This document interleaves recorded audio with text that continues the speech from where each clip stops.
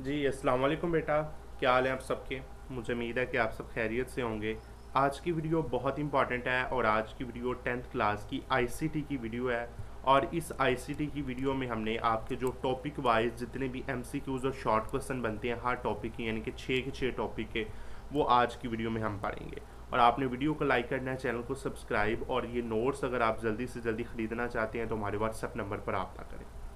तो चले पढ़ते हैं। सबसे पहला आपका पहला टॉपिक और इंट्रोडक्शन है। Introduction plus 1.1 topic what is a spreadsheet. इसमें से जितने भी पॉसिबल एमसीक्यूज और शॉर्ट क्वेश्चन इंग्लिश और उर्दू मीडियम में बनते हैं वो पढ़ते हैं। टॉपिक आपने समझ ली है, वन शॉर्ट वीडियो आपने देख ली होगी। सबसे पहला, a spreadsheet is manually used for. Spreadsheet कहाँ यूज़ की जाती है, किस किस काम के लिए इस्तेमाल किया जाता है? तो उसको काम किया जाता है आपके डाटा को मुनज़्ज़म करने के लिए, ठीक है ना, हिसाब किताब करने के लिए, ठीक है ना, और कैलकुलेट करने के लिए। तो इसका आंसर बी वाला इसका आंसर होगा। स्प्रेडशीट बुनियादी तौर पर किस काम के लिए इस्तेमाल किया जाता है?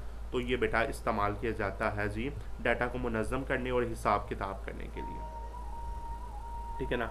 उसके बाद आ जाता है जी अगला, दूसरा, the smallest box in a spreadsheet are called. कि स्प्रेडशीट में जो छोटे खानों को कहा क्या जाता है उसको हम बेटा सेल कहते हैं। जो छोटे खाने होते हैं उनको हम कहते हैं कि वो सेल है। अब तीसरा इसका देखें, वो कहता है कि data in a spreadsheet is arrange in. Data में जो स्प्रेडशीट में जो डाटा है वो किस तरह अरेंज किया जाता है, किस तरह उसको तरतीब दी जाती है? तो वो बेटा रोज़ एंड कॉलम्स में, ठीक है ना, किस तरह कितारें और कॉलम इसको किया जाता है अरेंज।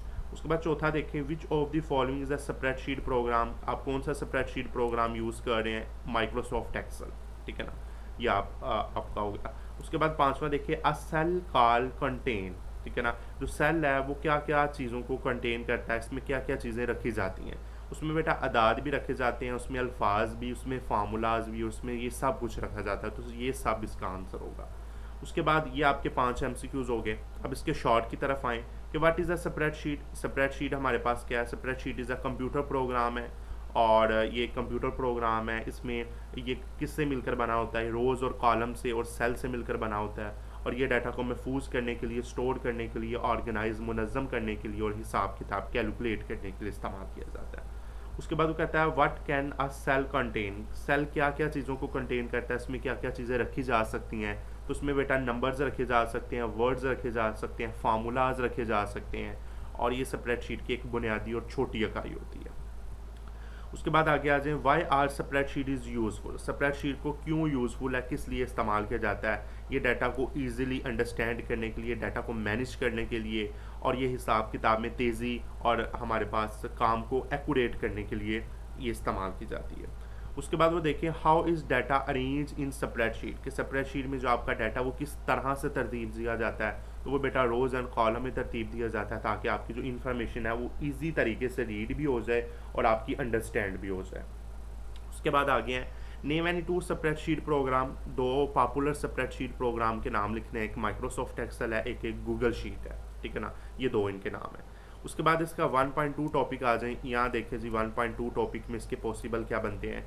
पहला जिसका एमसीक्यूज बनता है, the smallest unit in spreadsheet, वही cell. Which of the following is cell address. इसमें जो सेल का एड्रेस कौन सा होता है वो आपको पता है, A1 है, ठीक है ना, कॉलम और वहाँ से उसका एड्रेस। तो ये सेल का एड्रेस क्या होगा? A1 होगा।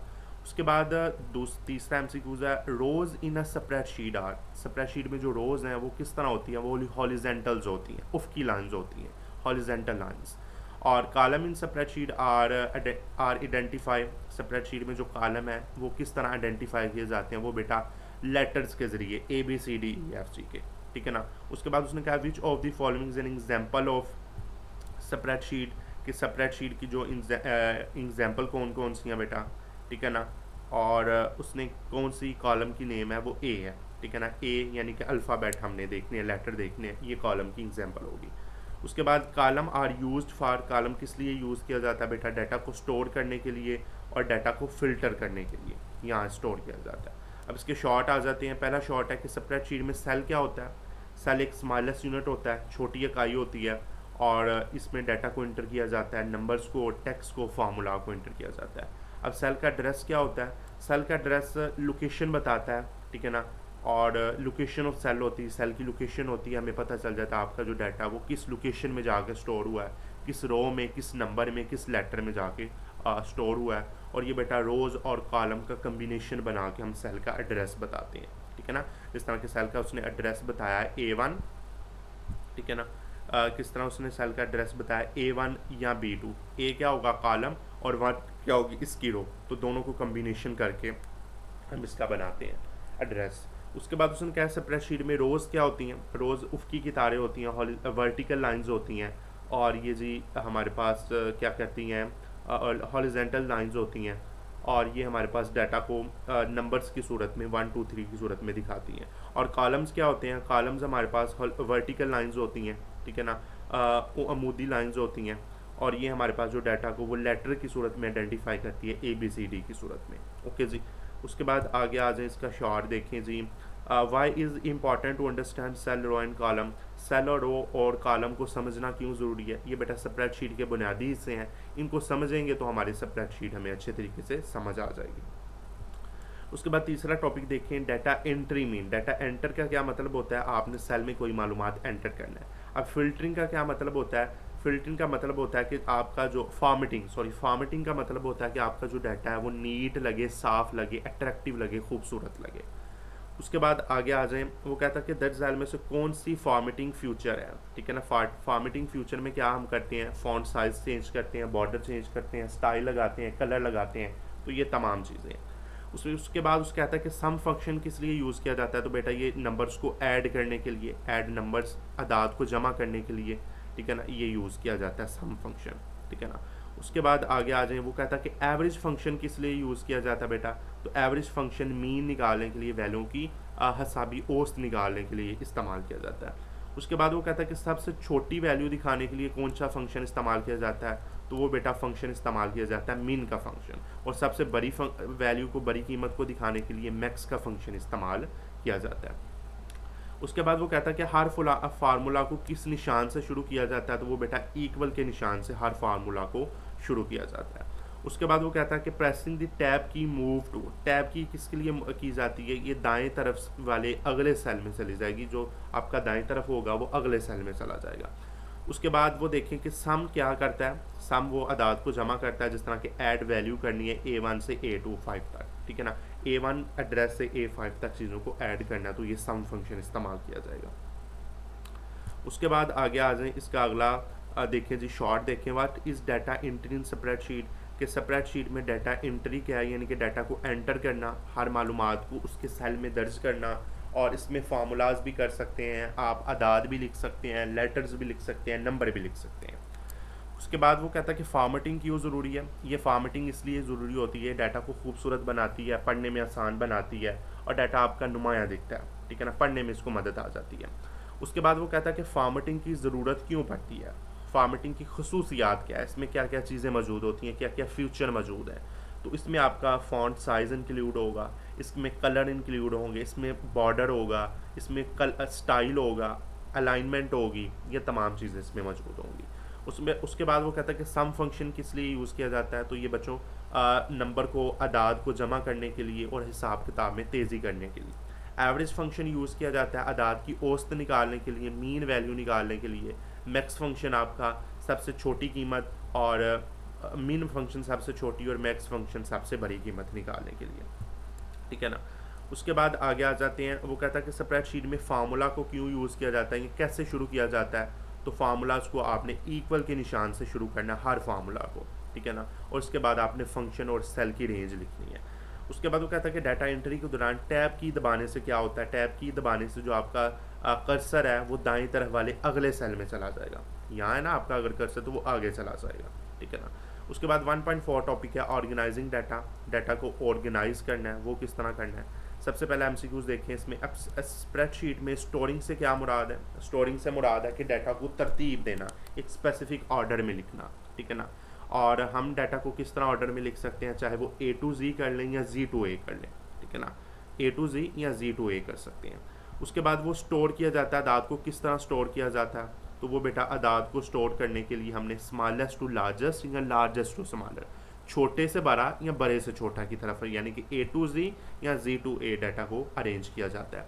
अब फिल्टर का मतलब क्या होता है, फिल्टरिंग का मतलब होता है कि आपने वही डाटा दिखाना है जो आपने सेलेक्ट किया हुआ है, सिलेक्टिव डाटा, ठीक है ना, कंडीशन के मुताबिक आपने डाटा दिखाना है।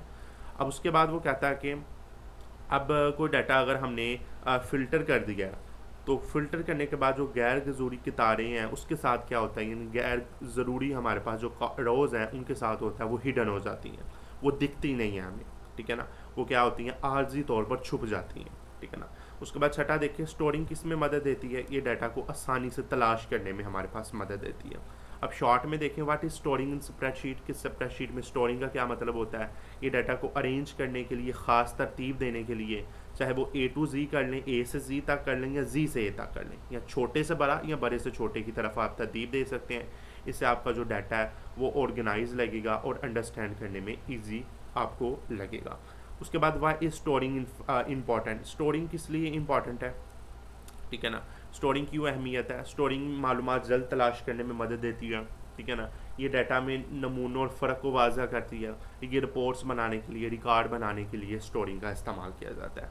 अब फ़िल्टरिंग क्या होती है बेटा, स्प्रेडशीट में फ़िल्टरिंग का क्या इस्तेमाल है, फ़िल्टरिंग वो होता है कि जो आपने डाटा को सिलेक्ट किया, आपकी कंडीशन के मुताबिक, आपके ख्वाहिश के मुताबिक वो जो डाटा आपके सामने आ जाता है, और जो गैर ज़रूरी आपका डाटा है वो हिडन हो जाता है। वही मैंने मिसाल दी थी लेक्चर में भी, अगर आपकी क्लास में 8 बच्चे हैं या 60 बच्चे हैं या 100 बच्चे हैं, तो आपने देखना कि उनमें से 100 में से 80 नंबर किन किन बच्चों ने लिया, तो आप फ़िल्टरिंग का ऑप्शन वहाँ इस्तेमाल कर सकते हैं अपनी ज़रूरियात के मुताबिक।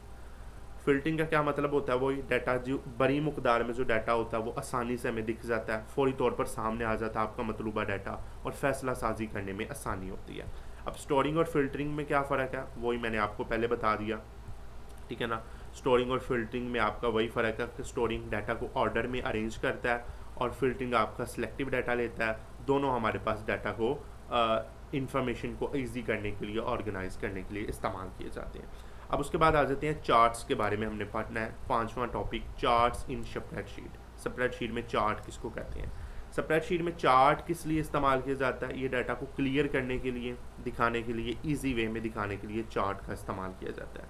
उसके बाद वो कहता है कि what chart is best for comparing different items, कि डिफरेंट आइटम्स को अगर आपने कंपेयर करना है तो कौन सा चार्ट आप इस्तेमाल करेंगे, तो वो बेटा आप बार चार्ट को इस्तेमाल कर सकते हैं। उसके बाद वो कहता है कि पूरे मुख्तलिफ हिस्से दिखाने के लिए कौन सा चार्ट इस्तेमाल करें, ठीक है ना। जो आपका एक सर्कल है तो उसके आधे आधे हिस्से दिखाने हैं तो वो पाई चार्ट आप इस्तेमाल कर सकते हैं।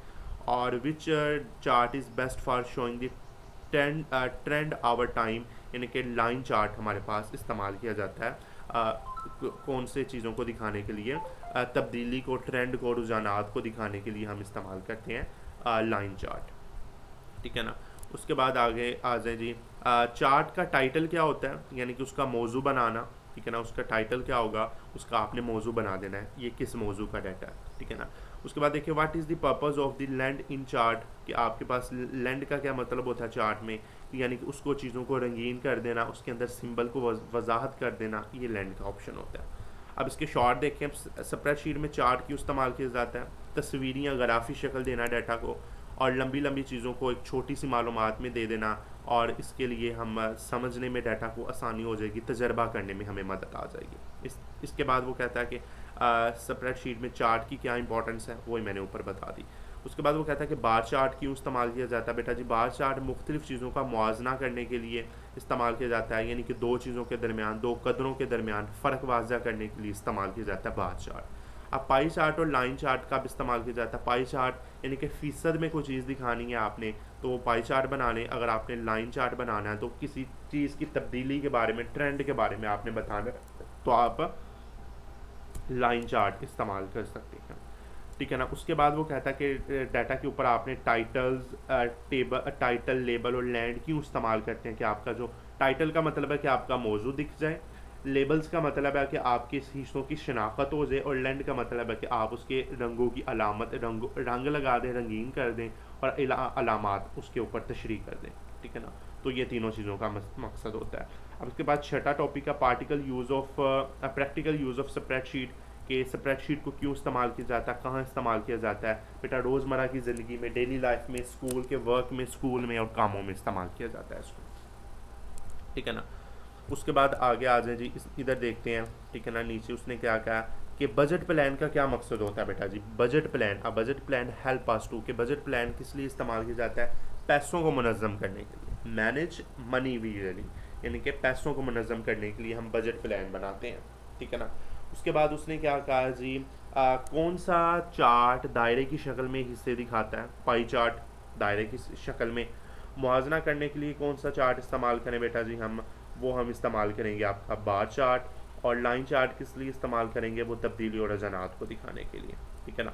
उसके बाद चार्ट का फ़ायदा क्या होता है बेटा जी, चार्ट का फ़ायदा होता है जी आपका आपका जो डाटा वो आसान हो जाता है, ठीक है ना। अब इसके शॉर्ट देख लें, स्प्रेडशीट के अमली इस्तेमाल का है जी, रोज़मर्रा की ज़िंदगी में इसका इस्तेमाल किया जाता है, स्कूल में, बिज़नेस में रिकॉर्ड बनाने के लिए, रिपोर्ट्स प्रिपेयर करने के लिए, डाटा को मैनेज करने के लिए, और इसको इस्तेमाल किया जाता है। अब बजट प्लान क्या होता है, बजट प्लान डाटा को मुनज़्ज़म करने का तरीका है, और इससे हम पता लगा सकते हैं कि आपका पूरे महीने का क्या बजट है, किस तरह आप अपने खर्चात किस तरह आप बचत कर सकते हैं, वो सारा तरीका आप बजट प्लान के ज़रिए देख सकते हैं। अब चार्ट क्यों ज़रूरी है, वही चार्ट तस्वीरी शक्ल में दिखाते हैं। और चार्ट की इकसाम कौन कौन सी होती है, लाइन चार्ट, बार चार्ट और पाई चार्ट इस्तेमाल किया जाता है। और लाइन चार्ट किस लिए इस्तेमाल किया जाता है, तब्दीली और रुझानात को दिखाने के लिए हम लाइन चार्ट इस्तेमाल करते हैं। ओके जी, तो ये बेटा जी आपका जो पहला चैप्टर था, इसके जितने भी बेटा जी टॉपिक थे वो सारे मैंने क्लियर करवा दिए। अब इंशाल्लाह दूसरा चैप्टर हम शुरू करेंगे, इमर्जिंग टेक्नोलॉजीज़। इसको पहले पढ़ेंगे वन शॉट में एक्सरसाइज के साथ, फिर इसके टॉपिक वाइज शॉर्ट और एमसीक्यूज देखेंगे। तो बेटा जी ये आपका पहला चैप्टर आपका क्लियर हो गया। इंशाल्लाह मुझे उम्मीद है कि आपको ये वीडियो अच्छी लगी होगी, और हमने पहले चैप्टर को कंप्लीट कर दिया, आईसीटी के पहले चैप्टर को। इंशाल्लाह अगली वीडियो में आपसे मुलाकात करेंगे। अल्लाह हाफिज़।